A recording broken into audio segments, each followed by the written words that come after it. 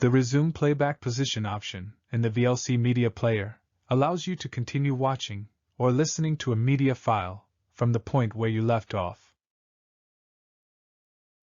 This feature can be useful if you have to stop the playback for some reason and want to resume it later without having to search for the exact position manually.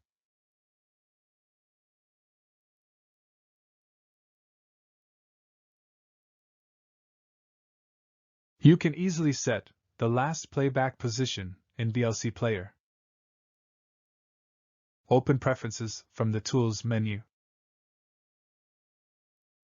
On the Interface tab, go down to the Continue Playback and select Always.